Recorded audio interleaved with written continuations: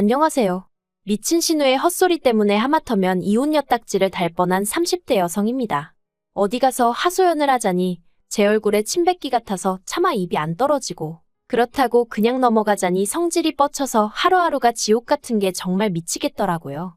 그래서 이렇게 익명의 힘을 빌려 제 이야기를 하러 왔어요. 남편하고는 지인의 소개로 처음 만났습니다. 당시 저는 동네에서 작은 옷가게를 운영하고 있었고, 남편은 회사를 다니는 평범한 직장인이었죠.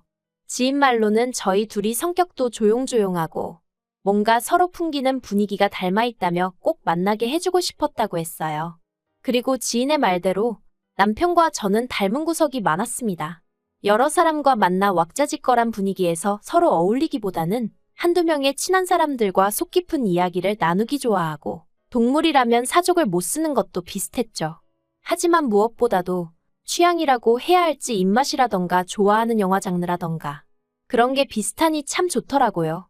그래서 2년이란 시간 동안 서로 불만 없이, 크고 작은 다툼 없이 연애할 수 있었던 것 같아요. 남편이나 저나 처음부터 결혼을 생각하고 만나기 시작한 것은 아니었지만, 저 32, 남편은 36이다 보니 언젠가부터 자연스레 결혼 이야기가 나오기 시작했어요. 사실 남편은 어땠는진 몰라도 저는 결혼에 대해 막연한 두려움이 있었는데, 남편과 만나면서 제 마음의 벽이 허물어졌다고 해야 할지, 만약 결혼을 한다면 이 사람이랑 해야겠다는 생각을 종종 했었답니다. 그래서 화창한 어느 봄날, 남편이 공원에서 저에게 조금은 어설프지만 진심을 담아 프로포즈를 해왔을 때, 저는 기쁜 마음으로 그 프로포즈를 받아들였네요. 그리고 그때부터는 솔직히 모든 게 일사천리로 진행이 될 줄로만 알았죠. 하지만 인생이란 게 원래 뜻대로 되는 게 아니라더니, 막상 결혼 준비를 시작하면서 하나둘씩 따져보니까 남편 한 사람만 놓고 보면 그래도 크게 마음에 걸리는 건 없었는데, 시댁의 상황이 영 탐탁지가 않더라고요. 일단 남편의 가족관계만 두고 보자면 아버님은 남편이 어렸을 때 일찍이 돌아가셨고, 이후로 어머님과 누나 그렇게 세 식구가 서로 의지하며 살았다고 들었어요. 특히 남편하고 신우는 8살이나 차이가 나다 보니 어머님만큼이나 신우도 고생을 많이 했다대요. 그래서 남편은 말끝마다 우리 불쌍한 누나, 우리 누나가 고생을 많이 했지, 우리 누나 같은 사람이 없어, 뭐 이런 말을 자주 하더라고요. 그런데 솔직히 이게 그렇게 듣기 좋지는 않았습니다.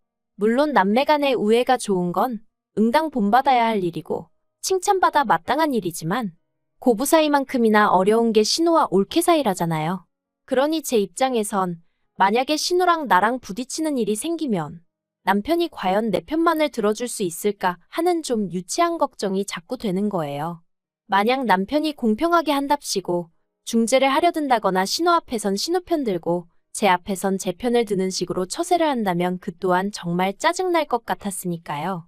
아무튼 남편이 어찌나 신우에게 애틋한지 부담스러웠던 게 사실입니다. 하지만 그래도 결국 남편과 결혼을 하기로 한 결정을 번복하진 않았어요. 당시 신우는 어머님과 대전에 살고 있었고 계속해서 그렇게 모시고 살 거라고 했기에 저희 부부와 그렇게 자주 만날 일이 있을 것 같진 않았거든요.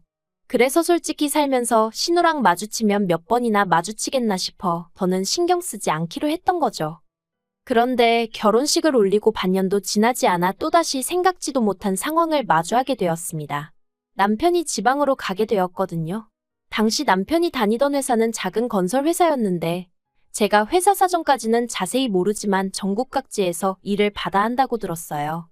그런데 이번에 남편이 맡게 된 공사는 누군가는 해당 지역의 관리감독역으로 가 있어야 하는 상황이었고, 회사에선 그 자리에 저희 남편이 가길 원한다대요. 처음에 그 이야기를 듣곤 정말 눈앞이 깜깜했습니다. 머리가 멍해졌다고 해야 할지.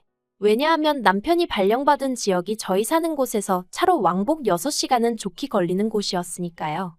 그 거리를 차마 남편더러 매일같이 오가라고 할 순 없고, 이걸 어쩌지 싶대요?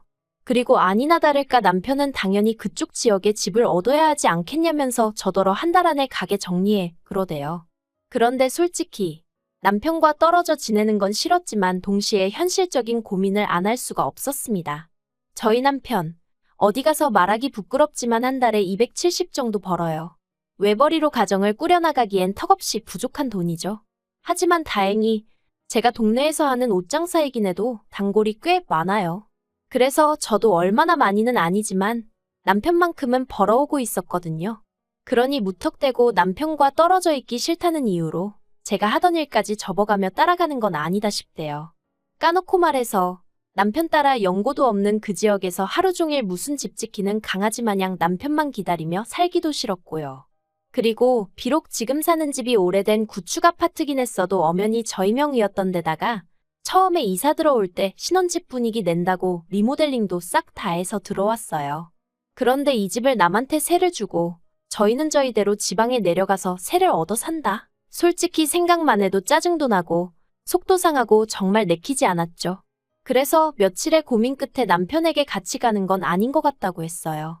나도 서운하고 섭섭하지만 당분간 주말 부부로 지내자고요. 그리고 다행이라고 해야 할지 남편의 반응은 비교적 덤덤했습니다. 그리고 아닌 게 아니라 얘기를 나눠보니 남편도 저랑 비슷한 생각을 했더라고요. 그러면서 남편이 자기가 능력이 부족해서 이런 일이 생긴 것 같다고 미안하다는데 솔직히 철없는 생각이지만 남편이 상사한테 말이라도 한번 해보면 안 되나 싶대요. 막말로 남편 회사 사람들이래봤자 많지도 않고 저희 결혼한 지 얼마 안 된 거 다 알 텐데 이런 시기에 지방 발령을 꼭 내야 하는 건지 한번 따져보라고 하고 싶었죠. 하지만 저희 남편 솔직히 그런 주변머리가 없어요. 그러니 위에서도 저희 남편을 꼭 집어 발령을 낸 걸지도요. 아무튼 저희는 이렇게 된 상황과 결정을 양가에 알렸습니다. 그리고 친정부모님은 하나뿐인 딸이 시집간 지 얼마 되지도 않아 대부분의 시간을 독수공방하게 생겼다며 몹시 속상해하셨어요. 하지만 시댁의 반응은 좀 달랐습니다. 며느리가 혼자 있게 된 것보다 남편이 마누라 없이 혼자 어떻게 생활을 하냐며 속상해하셨거든요. 아무리 팔은 안으로 굽는다지만 저랑 만나기 전에 혼자 내리 10년을 자취를 했던 남편인데 갑자기 저랑 결혼을 하고 나서는 제 도움이 필요하다고 생각하시는 게 좀 황당하대요. 하지만 황당한 이야기는 이게 다가 아니었습니다. 본격적으로 남편이 지방으로 내려갈 준비를 시작하고 얼마 지나지 않았을 때였어요. 어디서부터 이야기를 해야 하나 싶은데 신우에게는 아들이 하나 있습니다. 나이도 21살로 성인이에요. 왜냐면 신우가 시집을 꽤 일찍 갔어요. 아버님 돌아가시고 어머님이랑 고생하던 시기에 시매부가 신우한테 참 잘해줬었다나 봐요. 그래서 일찍이 결혼하고 시조카 낳고 그랬는데 시매부가 시조카 중학생 되던 해인가 여자가 생겼다며 이혼하자고 들더랍니다. 얼마나 그 여자한테 홀렸는지 자식이고 재산이고 다 필요 없다면서 도장만 찍어달라고 빌더라나요? 그래서 남편이 시매부를 쫓아가서 아주 두들겨 패놨었다는데 아무튼 그렇게 신우가 이혼하고 이후로 시조카를 혼자 키웠는데 문제는 어찌나 오냐오냐 키웠는지 한마디로 개념이 없어요. 하지만 무엇보다도 제가 시조카를 이토록 싫어하게 된 건 한 가지 찜찜한 일이 있었기 때문이에요. 결혼식 당일 원래는 남편 친구 둘이서 남편 쪽 축의금을 받아주기로 했었는데 시조카가 갑자기 그런 건 원래 가족 한 명 친구 한 명이 같이 해야 되는 거 아니냐며 딴지를 걸대요. 말이야 돌려 했지만 한마디로 남편 친구들을 어떻게 믿냐는 얘기였죠. 그리고 그 얘기를 듣고 남편이 크게 화를 냈어요. 자기 친구들을 뭘로 보고 그런 소리를 하느냐면서요. 하지만 옆에 있던 신우가 아주 틀린 말도 아니라면서 그러니까 그냥 깔끔하게 자기 아들이랑 친구 한 명이랑 돈 받으라 해 하는데 그래서 결국 자의반타의반으로 조정을 하게 되었죠. 그런데 며칠 뒤 남편과 제가 그날 고생했다는 뜻으로 남편 친구에게 밥을 사게 되었는데 어느 정도 분위기가 무르익었을 무렵 친구가 조심스럽게 이 얘기를 어떻게 해야 할지 모르겠다면서 그래도 알려주는 게 좋을 것 같다고. 시조카가 축의금에 아무래도 손을 댄 것 같다는 거예요. 자기가 급한 전화를 받느라 잠깐 자리를 비웠었는데 그때 시조카가 봉투 몇 개를 숨기는 것 같았다면서요. 아, 정말이지 그 이야기를 듣는데 심란하더라고요. 그래서 남편을 쳐다봤는데 남편 표정이 마치 뭔가 이미 알고 있는 사람 같았달까요? 그래서 그날 집으로 돌아오는 길에 아까 당신 친구가 한 말이 너무 신경 쓰인다며 남편 반응을 슬쩍 떠봤습니다. 그러자 남편이 실은 자기도 마음에 걸리는 부분이 있긴 한데 그래도 혹시나 자기가 잘못 생각한 거면 뒷일을 어떻게 수습하나 싶어 그냥 넘어갔다며 그냥 이 일은 묻고 가자대요. 하지만 제 성격이 원래 옳고 그른 건 꼭 따져야 하는 편이라 결국 남편 축의금 명부를 옆에 펼쳐놓고 남편을 붙들어 앉혀놓고 하나씩 계산을 맞춰나갔습니다. 그리고 다 계산하고 나니까 정확히 40만 원이 비더라고요. 황당했죠. 40만 원이 얼마나 큰 돈은 아니지만 그래도 그 자리에 앉아서 돈에 손을 댔다는 게 어처구니가 없었달까요? 그런데 남편이 이 일은 신우한테도 시조카한테도 말하지 않았으면 좋겠다대요. 일 크게 만들어서 서로 좋을 게 뭐가 있냐고. 막말로 우리가 앞으로 시조카한테 우리 돈을 맡길 일이 뭐가 있겠냐면서 그냥 용돈 한 번 줬다 생각하고 넘기자며 저를 계속 말리더라고요. 그래서 결국 저도 그냥 넘어가는데 동의했어요. 솔직히 증거가 확실히 있는 것도 아니고 저도 결혼한 지 얼마 되지도 않은 시점에 시댁 식구들과 얼굴을 붉히고 싶진 않았으니까요. 그런데 남편의 이사 날짜가 잡히고 나자 신우가 정말 골 때리는 얘기를 꺼냈습니다. 공무원 시험을 준비하는 시조카를 저희 집으로 보내겠다는 거였죠. 아무래도 대전보다는 서울에서 공부하는 게 더 유리할 것 같다면서 말해요. 당혹스러웠어요. 가뜩이나 시조카한테 감정도 좋지 않고 가능하면 말도 안 섞고 싶은데. 하지만 이런 이야기를 구구절절 신우 면전에 대고 할 수도 없는 노릇이니 그냥 남편도 없는 집에 시조카랑 어떻게 둘이 지내냐고 그랬어요. 싫은 건 둘째치고 불편해서 어떻게 둘이 사냐고요. 그리고 그건 사실이잖아요. 시조카 오면 보나마나 처음엔 안 그래도 된다고 해도 결국 뭐 좀 해먹여라 이거 해줘라 저거 해줘라 바라는 게 얼마나 많아질지 안 봐도 뻔할 뻔잔데 막말로 똥물에 꼭 발을 담궈봐야 똥물인지 아나요? 흙탕물도 찝찝하면 피해가는 게 상책인 마당에 게다가 남편한테나 가족이지 저랑은 피 한 방울 안 섞인 남남이고 어엿한 성인 남잔데 아무튼지간에 상상만 해도 불편해서 안 된다고 했습니다. 그랬더니 신우가 보이는 반응이 정말 가관이었어요.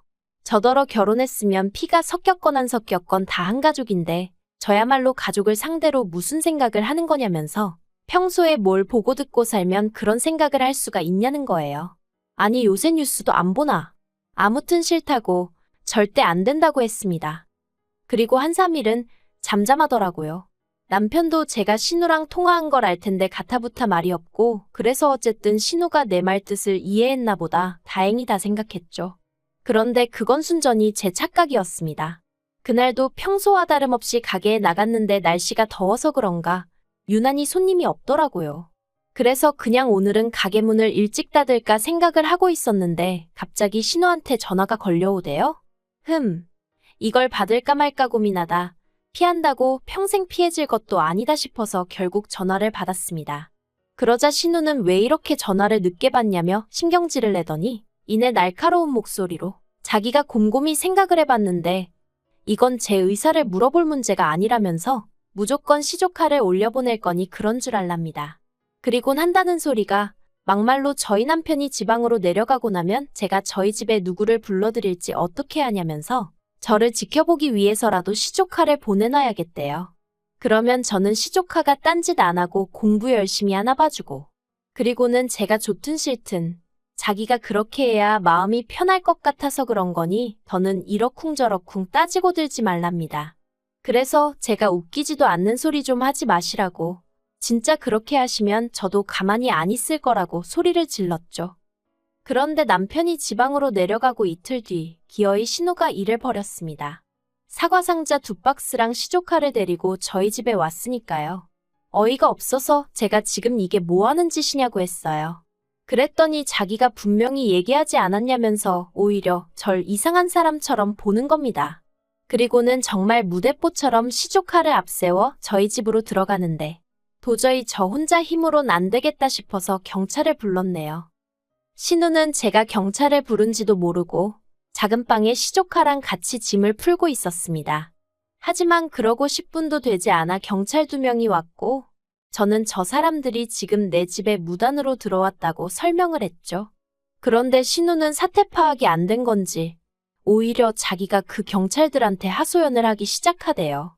자기가 손이 시는데 남동생이 지방에 내려가서 아무래도 올케가 걱정되고 염려되어 자기 아들을 데리고 온 건데 아무래도 제가 이렇게까지 싫어하는 걸 보니 분명히 뭔가 제가 구린 데가 있는 것 같다나요. 그리곤 요새 젊은 여자들이 행실이 어떻고 저떻고 그러자 경찰들이 어이없고 난감한 표정으로 절 보며 어떻게 하고 싶냐는 거예요. 그래서 일단 내보내달라고 그리고 주거침입 및 명예훼손으로 신고하겠다고 했어요. 그러자 그제서야 시조카 얼굴이 점점 허옇게 질려가더니 지엄마, 그러니까 신우한테 그만하라고 그냥 가자고 하대요? 이러다 제가 자기 고소하고 합의 안 해주고 그러면 공무원 시험 응시 못한다면서요. 사실 전 그런 줄은 몰랐고 그냥 신우한테 화가 나서 한 소리였는데 시조카의 다급한 표정을 보니까 오히려 제가 좀 당황스러웠네요. 아무튼 경찰들도 옆에서 그건 용케 잘 알고 계시네요. 그런데 이런 짓을 하시면 어떡합니까? 하고 어이없어 하더라고요. 그래서 되게 허무하게 신우랑 시조카랑 저희 집 밖으로 끌려나가다시피 나갔어요. 사과 상자는 경찰들이 옮겨줬고요. 그리고 분해서 어쩔 줄 몰라 하는 신우한테 아들 앞길에 소금 뿌릴 거 아니면 행동하기 전에 생각 좀 하라고 한마디 했습니다. 차마 이러니 심해부가 질려서 바람이 난 거 아니냐는 소리는 목구멍 끝까지 올라왔지만 그래도 시조카도 있는 데서 할 소리는 아닌 것 같아 꼭 참았네요. 그리고 그날 밤 남편한테 전화해서 정말 불같이 화를 냈어요. 당신 누나 경우가 없어도 너무 없는 거 아니냐고. 아무리 그래도 그렇지. 날 뭘로 보고 감시를 하니마니 하더니 기어이 올라올 수가 있냐 했죠. 그러자 남편이 꼴에 팔은 안으로 굽는다고 자기 누나가 매형이 바람펴서 마음고생을 좀 하지 않았냐. 그래서 좀 오버를 한 것 같다며 한 번만 이해를 해달라나요? 그리고는 자기는 제가 파트로 매주를 쓴다고 해도 믿는다면서 신우 말은 너무 마음에 담아두지 말라는데 남편이야 저를 달래려고 한 소리였겠지만 그래도 마음 한편으론 지 누나라고 욕은 안 하네 싶어서 좀 얄밉긴 하대요. 그래도 이 정도면 신우도 어느 정도 상황 파악이 되었겠죠? 저를 만만히 보면 안 된다는 것도 알았을 거예요. 그쵸? 앞으로도 할 말이 있으면 참지 말고 해가면서 살아야겠어요. 제가 남편이랑 결혼을 해서 신우보다 아랫사람인 건 맞지만 그게 신우한테 찍소리도 하면 안 된다는 뜻은 아니니까요.